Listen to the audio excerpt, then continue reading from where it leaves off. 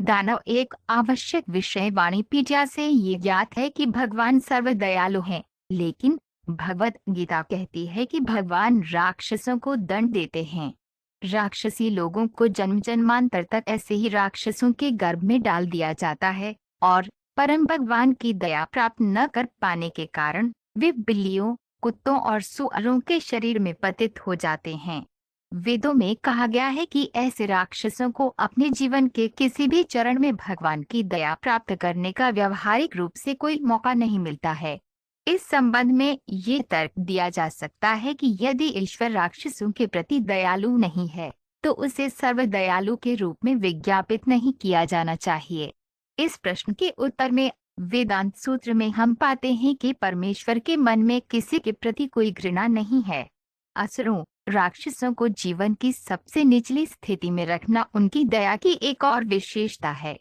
कभी कभी असुरों को भगवान द्वारा मार दिया जाता है, लेकिन ये हत्या उनके लिए भी अच्छी होती है, क्योंकि वैदिक साहित्य में हम पाते हैं कि जो कोई भी भगवान द्वारा मारा जाता है वह मुक्त हो जाता है।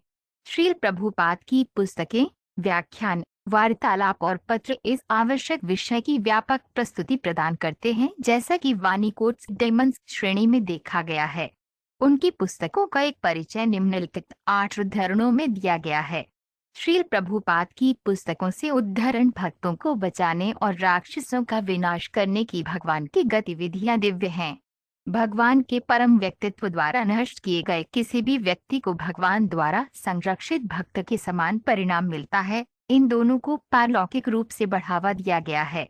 अंतर केवल इतना है कि एक भक्त सीधे आध्यात्मिक राहों पर जाता है और सर्वोच्च भगवान का सहयोगी बन जाता है, जबकि राक्षसों को भगवान के अवैयक्तिक तेज ब्रह्मलोक में पदोन्नत किया जाता है। श्रीमद्भागवत 8.3 8 से 9। एक धर्मात्मा व्यक्ति ज्ञान से भरा होता है और एक असुरी व्यक्ति अज्ञान से भरा होता है। जिस प्रकार एक बच्चा एक सुंदर गुड़िया से आकर्षित होता है, उसी प्रकार एक राक्षस जो कम बुद्धिमान और अज्ञान से भरा होता है, भौतिक सुंदरता और सेक्स की भूख से आकर्षित होता है। धर्मात्मा व्यक्ति जानता है कि ऊंचे स्तनों, ऊंचे कूल हों, सुंदर नाक और गोरे रंग का ये अच्छे कपड़े पहने और अलंकृत आकर्षण माया है। एक महिला जो भी सुंदरता प्रदर्शित कर सकती है वह केवल मांस और रक्त का संयोजन है। श्रीमद्भागवत 3.20-31। जहाँ तक नास्तिकों का सवाल है, उन्हें नष्ट करने के लिए भगवान का प्रकट होना आवश्यक नहीं है, जैसा कि उन्होंने राक्षसों रावण और कंस के साथ किया था।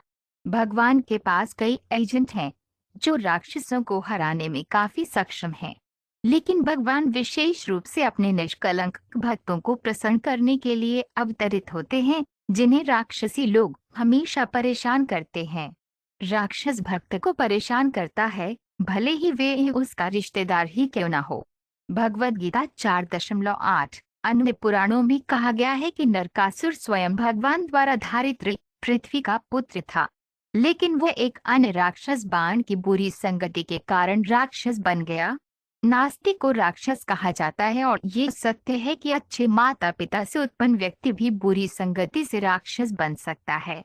जन्म हमेशा अच्छाई की कसौटी नहीं होता। जब तक किसी को अच्छी संगति की संस्कृति में प्रशिक्षित नहीं किया जाता, तब तक वे अच्छा नहीं बन सकता। श्रीमद्भागवत 3.3-6। स्वयं कृष्ण, उनके अवतार और उनके पूर्ण विस्तार सभी बद्धात्माओं के परम शुभ चिंतक हैं, लेकिन कृष्ण राक्षसों के भी शुभ चिंतक हैं, क्योंकि उन्होंने उन सभी राक्षसों को मोक्ष दिया जो उन्हें वृंदावन में मारने आए थे। इसलिए कृष्ण की कल्याणकारी गतिविधियां पूर्ण हैं, चाहे वह किसी राक्षस का विनाश करें या किसी भक्त को सुरक्षा दें, उनकी गतिविधियों का परिणाम एक ही है। कृष्ण ग्रंथ अध्याय 87। राक्षसों को निश्चित रूप से अधिकारियों की बातों पर कोई विश्वास नहीं हो सकता। वास्तव में वे हमेशा अधिकारियों के प्रति असम्मानजनक होते हैं। वे अपने स्वयं के धार्मिक सिद्धांतों का निर्माण करते हैं और व्यास, नारद और यहाँ तक कि भगवान कृष्ण जैसे महान व्यक्तित्वों की अवहेलना करते हैं। जैसे ही कोई अधिकार की अवहेलना करता है, वो तुरंत महापापी बन जाता है और अपना सौभाग्य खो देता है।